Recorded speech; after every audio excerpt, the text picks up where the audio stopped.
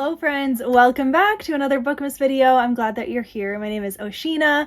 I am excited to share all of my favorite clean rom-coms that I read in 2024. I definitely was able to read quite a few this year, either through like gifts from friends, or I did have Kindle Unlimited, or I was able to find them like as an audiobook somewhere, or I just got them some other way. But yeah, I definitely read quite a few good ones, and I'm excited to share my favorites in this video. I'm gonna write them all down below, and for some of these I did read them in a reading vlog, so if you want to see more detailed thoughts, I'll link the reading vlogs down below. But yeah, very excited to share these books with you, and let's get into it. Okay, the very first rom-com that I read this year was Can't Help Falling by Courtney Walsh. This book was so adorable. It was my first 5-star of the year as well. And I just thought like the whole thing was so well done. The writing style was good, the characters were detailed, the romance was cute. Like, it's just a solid rom-com. And it does kind of have a fall theme, but you can read it anytime. Like, I read it in January and it didn't matter. Like, it's not that festive in my opinion. Like, I think it's set in November, but you could read it anytime. What is so cute about this is the main girl character is a reader, and she has her own podcast, I believe, and her house catches on fire at the very beginning, and a firefighter comes to save her, and it's actually her brother's best friend, I'm pretty sure, right? Okay, actually it's her best friend's older brother. So it says, Owen is my best friend's older off-limits brother and the only boy I ever thought I loved. It's so cute. So yeah, it's been a while. I need to reread this because it was so good and the details are a little fuzzy, I guess, but what I really liked is these were flawed characters. They definitely argued and they didn't have like a perfect relationship, but it showed like how they both helped each other be better people and like motivated each other to better themselves. I really liked seeing that part. And then just the cute moments, like she needed his help, but he needed her help, and I just really liked it. It was just really sweet, easy to read. It was clean, there's no language and only kissing, and it's great. So highly recommend this one. Then I was also reading through the Love Clichés series by Emma St. Clair. So these two I own and I read them this year. So I've got Falling for Your Best Friend and then Falling for Your Enemy.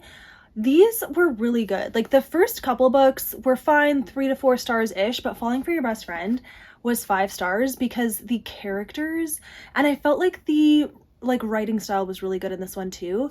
There was like some slow parts because this is like a pretty thick book, but the characters and the romance made up for it. So you follow this girl who has some kind of like sensory issue, and you kind of learn about that with her throughout the book. Like she kind of does some self-discovery. And then the guy was the sweetest man you could ever read about. He was so good to her, so patient, and it was like the most adorable romance ever. So I really, really enjoyed this one, and I would definitely recommend it. For Falling for Your Enemy, this one was good, like not as good as the best friend one. Obviously it's enemies to lovers, and it took me like a little bit to get into that. However, I do think that it was done fairly well. Like they weren't just mean to each other all the time. They both like did secretly like each other, and they would argue, but they would back down. Like it's not like it was drawn out, them like fighting and being mean to each other. So I was happy about that. And then I really liked the main girl character. I related to her. She was just like a little bit high strung, a little bit like likes things a certain way, and I guess I feel like I'm like that a little bit. And yeah, I just really like seeing her romance play out. And this one is the last book in the Love Clichés series. So it was a really great wrap up. Like the epilogue kind of like showed us where they all are years later, and it was really sweet to see that. So yeah, I also really enjoyed this one. Okay, this year it was also the first year I read from Annah Conwell. So this is called The First Taste. It's technically I think the 3rd book in a little companion series, but you can read them out of order. I didn't feel like I missed anything. But this one is a best friends to lovers story and a fake dating story. And it's my favorite. It's my favorite trope combination. Like when the best guy friend is like, oh, I'll fake date you for this thing. And they're like, okay. And then they can like do cute things without reading into it, but then they do read into it and they end up together, and it's so cute. But yeah, what I really liked about this book is I noticed that the author specifically put in really cute moments that us romance readers like to read. Like there's this one thing that stood out to me that like is so simple, but I really liked it because I'm like, that is what we want to picture, you know, it's cute. So basically, the one scene, it's not really a spoiler, but the girl is like cooking in the guy's house and she's wearing his hoodie, and when he walks in, he notices that, and he like really likes that and thinks she's adorable in his hoodie. And just that scene, I just feel like, oh, she knows what she's doing. Like, this author knows like what we want to read, and I really liked that. And then the thing that kind of like, I would say, brought it down maybe is just, I feel like the conflict that kept them apart was really immature, and like if you just communicated and talked about it and like were vulnerable with your feelings, like you wouldn't have this problem. So that was one thing. But other than that, like the whole thing was so good. There's no language in this book and only kissing, but like very swoon worthy, I would say. And I definitely would read more from this author, so that was exciting. Okay, also continued Jenny Proctor's books. So I have How to Kiss Your Enemy, and then I also read How to Kiss a Movie Star. But How to Kiss Your Enemy was 5 stars. This is such a good rom-com. I would almost say this is like my favorite one. I don't know, but like I was so into it. Like, and it's the enemy one, but like she did it so well because it alternated perspectives, and yes, they would like butt heads, but it was in a really tame, chill way. And they more so, they would fight, but then they would still do something to like help the other person, or like again, it's not drawn out. And the relationship in this one felt so mature. I loved their communication style and just everything. There is like a little bit more steamy kissing, I would call it, but still no language and still like no spice, but like, yeah, just like steamy kisses, I guess. But I was fine with it, and just conflict that did come up, I really appreciated it. It felt realistic and it wasn't like annoying. And I just love this book. So yeah, highly recommend this one. You can read it out of order. If you want to just read this one, do that. But then I did read How to Kiss a Movie Star, and I did give this 5 stars as well because like this was so funny. Like if you want the calm in rom-com, How to Kiss a Movie Star, it was so funny. Squirrels. Okay, there's squirrels in this book and it's just so funny. So yeah, this is a movie star or like celebrity romance. The girl wants to study squirrels on his property, and he's like not so sure if he wants to let her do that, but then they strike up a deal and stuff happens, and it's so cute. Like I feel like his celebrity lifestyle was like as realistic as possible and didn't like take away from their relationship or like my enjoyment of the plot. But like it wasn't really the celebrity part. It was just the quirkiness of the characters and them together. It was written so well. It was so funny. Really, really enjoyed this one. So yeah, I would also give this 5 stars and recommend it. Okay, next up is Starstruck by Amy Clipston. This was so surprising. I really loved this book. Again, another celebrity story, but I just thought like it was really well done. The writing was good. I liked the characters. The romance was good. Like all the things. This girl is going backstage with her friend who loves this famous singer, and she's like in the break room or whatever, and the singer is there, and she's just like sitting there on her phone, I think. And he's like, oh, are you like bored or something? And so she's like, yeah, I'm not really here to like see the singers, like whatever. So she doesn't even like know who he is at the beginning. So of course he likes that, but she figures it out and she's like, oh, yeah, you're great. Haha. And then she ends up forgetting her phone there. And so he has her phone and has to return it. And then there's like a relationship that grows from there.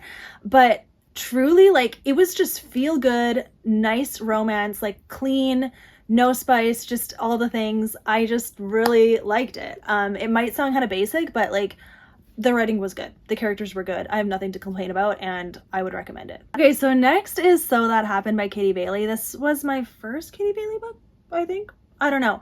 I like her writing style. She has a good writing style, and the banter, top tier. Really good banter. So this one is fun because so this girl is on a plane and they have to cancel it. They put them in a hotel. She's accidentally paired with a dude in the hotel. They are like, what? And then it's cold too, of course, so they have to cuddle on the couch and they fall asleep on the couch. And then turns out he's her boss when she goes to this new place to work. And it was so funny. Like the banter, the comedy, it was so good. Okay, this is the kind of like rom-com that I'd want to read. So good. So highly recommend that one. Okay, another one is The Next Worst Thing by Sarah Jane Woodley. And another 5 star. I loved this book because it was so cute. The banter, once again, this is a little bit enemies to lovers, but it's brother's best friend. And so basically her brother is getting married. She is the maid of honor, or no, she's not the maid of honor. Just her brother wants her to help plan the wedding, and the best man is also planning the wedding, and they butt heads, and she's like, what? And it's so stinking cute. It's so cute. It's so funny. Like, and it was just kind of the writing style. I thought it was really well done. Liked the characters, liked the romance. It kept me interested the whole time, and I would recommend it. I really liked it. Okay, next I would say Tangled Up In You by Christina Lauren. This was definitely a surprise. I know this author duo tends to write spicy books, although I've never tried them. But this book I heard was supposed to be spice-free, so I gave it a shot. It's also a Tangled retelling, which is so cute. And I just loved the setup. I loved the characters, loved the romance. It was so adorable, and I gave it 5 stars. So definitely some disclaimers though, like there was a little bit of language, and then there is like some steamy makeout scenes for sure. And then they do talk about sex, but it never happens. It's like, yeah, there's no actual spice in it. They never do it, but they talk about it, and then they do make out and they like it. So there you go. But what I really loved, I think, seeing the Clair Tangled retelling, and then also the way the characters grew together, and just the character development was really well done. The romance was so cute. I love the characters. Like, it was just, I just really liked it. And yeah, I would recommend it. Like, if you can handle just a little bit of language and making out, then yeah, I just liked it. So yeah, I recommend it. Okay, lastly is To Con a Gentleman by Sarah Adams. This is historical rom-com. Is that a thing? What's the historical version of rom-com? I don't know. Historical, I don't know. Okay, whatever. But yeah, this book was so funny and just such a great read. Like, I gave it 5 stars because it was funny. Like, I just love it when the characters like just get into funny situations, and then their reactions and the dialogue and banter back and forth like just makes it top tier, and that's what this book is. So it's pretty funny because this girl is trying to con this guy for money, but he realizes that it's a con, and so he cons her back, and then they're kind of stuck together with his family, and they have to like pretend to be together, and it is so funny. But it's also Regency, so yeah, there's balls, there's dresses, it's kind of like, yeah, different like that. They ride horses and stuff. So yeah, but I really enjoyed it. I thought it was well done, and I definitely would recommend it because it was so funny, and it's totally clean. There's only kissing and there's no language, so that is great. Okay, we did it. Those are all of my favorite rom-coms from the year. I hope you got some recommendations. I'll write them all down below, and if I have any videos that I read them in, I'll link those below too. But yeah, thank you for watching. Leave your favorite rom-coms in the comments because I'd love to know. I do still have Kindle Unlimited, so hopefully I can find them there because there's so many on there. Probably every single one that I shared today is on Kindle Unlimited, so definitely check there if you have that. Seriously, there's like so many good options, and yeah, some of these were 4 stars, some were 5 stars, but overall these are all the faves that I read in 2024. So thank you for watching, you guys. I will see you in my next video. Bye.